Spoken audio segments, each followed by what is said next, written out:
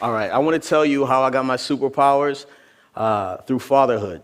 I was working a job I hated, okay? And I don't know if anyone here ever worked a job they hated. Has anyone here ever worked a job they hated? Okay, good, because I'm not alone and I have something to confess and I don't want you guys to judge me. It feels like a safe space. Is this a safe space? Okay, good. Okay, I was working the job I hated. My manager and I were not getting along, okay? I was sitting in my car, looking in the rearview mirror, trying to figure out which friend I could call to call in a bomb threat so I didn't have to go back in the building. Okay, this was having a lot of issues for me. I was having a lot of issues at my job, and I come home every day from work, and my wife would ask me the same question.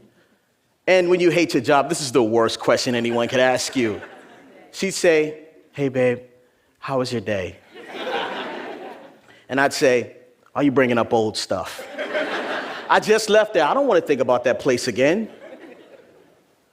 See, we were spending about 40% of my income on childcare. We had one child. And we were pregnant with our second child. And we were trying to figure out how we were going to fix this whole thing of this money situation. And she said, "Hey, babe, I got a great idea." I said, "What's up?" She said, "I think you'd be a great stay-at-home dad." I was like, "Why would you say something like that?" She said, "Because babies like you." I was like, "No, they don't." She was like, "No, they do like you. And I think it would be great for our children to see what love looks like coming from a father." I was like, "Okay." So I had issues with this because I haven't seen a lot of stay-at-home dads before, and I thought men would judge me. So get this. I said this. Please don't be offended. I said this. I said, that sounds boring. And what do stay-at-home moms do all day anyway? She smiled at me, a smile only a woman full of knowledge can smile, and said, "Well, since this should be easy for you, and it will save us some money, it seems like a no-brainer." Fast forward 6 months, I'd been a stay-at-home dad for about a week. I was standing in my bathroom, looking into the mirror, crying, tears running all down my face.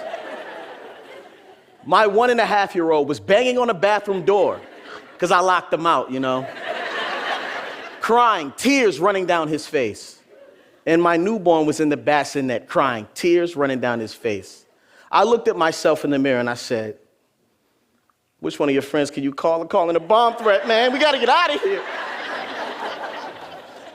See, I had traded my manager for my children. I didn't know what I got myself into. I thought I knew everything about being a stay-at-home parent, and in fact, I knew nothing at all. Because even though my manager well, at least my children were a lot cuter than my manager, they were just as demanding. Hey, wipe my butt. Bubba, wipe my butt.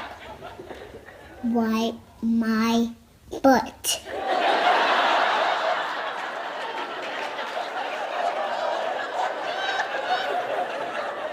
What had I gotten myself into? I thought I knew everything about being a stay-at-home parent. In fact, I knew nothing. I thought that all I had to do was feed them, change their diapers, and they'd be fine. Like, I really thought that's it. Sesame Street on TV, keep them distracted. Applesauce in a bowl, milk in a bottle, they'd be fine. But if you leave children alone, they'll get into just a little bit of mischief. Hi. Where is the powder? I don't know. Well, where did you put it? Where did it? Oh. Who did it? No, you did it. No, you did it. No, you did it. No, you did it. You know what else I thought I knew about being a stay-at-home parent? I thought that all I had to do was take them to the park once a week. Because if I took them to the park once a week, they'd be fine. In fact, I knew nothing at all. Okay? If you take kids to the park every day, then that means they get dirty every day. If they got dirty every day, they need baths every day. If they got baths every day, I just don't think you understand. See, having 2 kids under 2, you end up changing over 20 dirty diapers a day, okay? And if you give them a bath, that's just more nakedness. And a higher probability of getting peed on. And no one likes getting peed on, even if it's from a baby. But I read this article by Fatherly, which cites a survey done by two detergent companies, OMO and Persil's. And they did this study, and it said that at 2 hours a day, prisoners get more outside time than children. That convicted me. And so we went outside.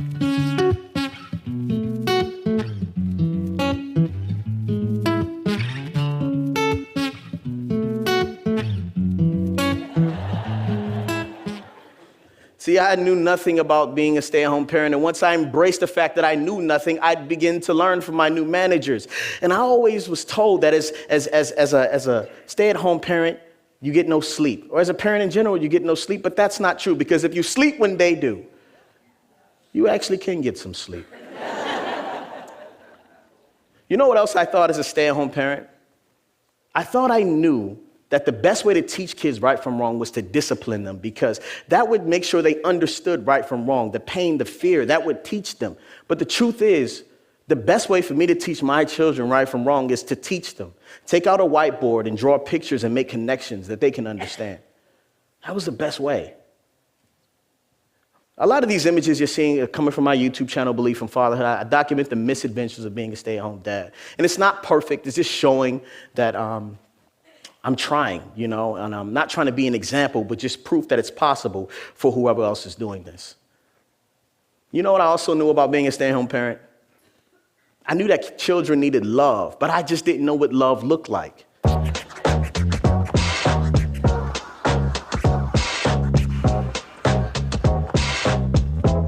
It turns out putting diapers on your head and play fighting until the kids fall asleep is a great way to love your kids. So I was learning a lot, but it's not all fun and boogers, is it? I asked a group of stay-at-home parents what's the hardest thing, the thing they underestimated most about being stay-at-home parents, and they said that the loneliness was one of those things. Not having someone else to talk to, feeling inadequate, feeling selfish for wanting me time. And nursery rhymes suck.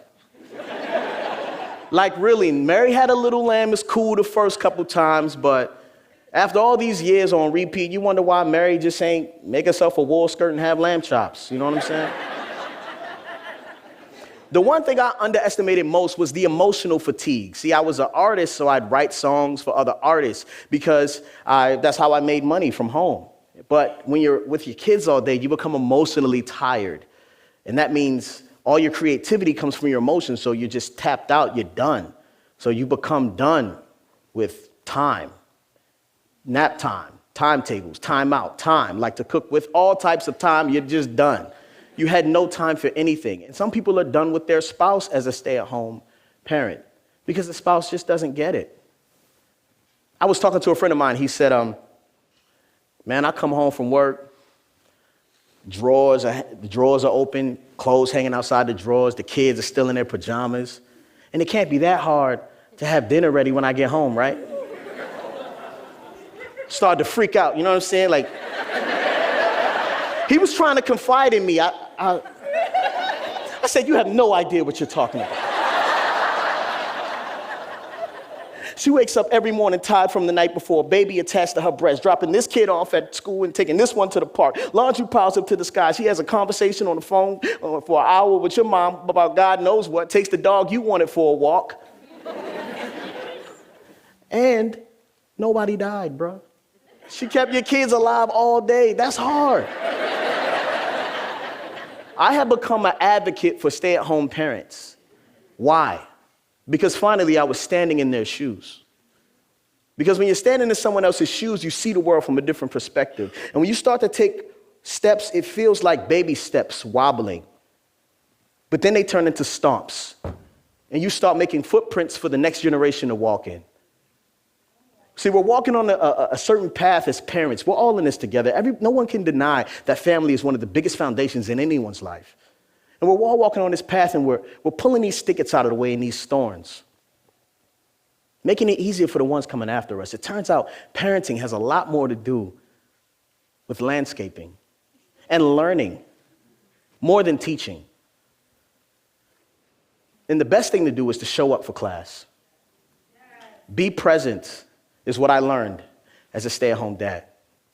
And let your presence be a gift.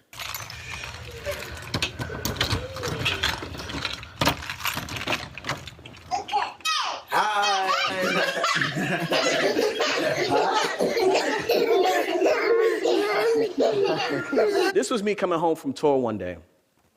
I thought that the father was supposed to pursue the child, but it turns out the father makes himself present and the children run after him. And that right there is a superpower. And that right there, my friends, is everything. Thank you.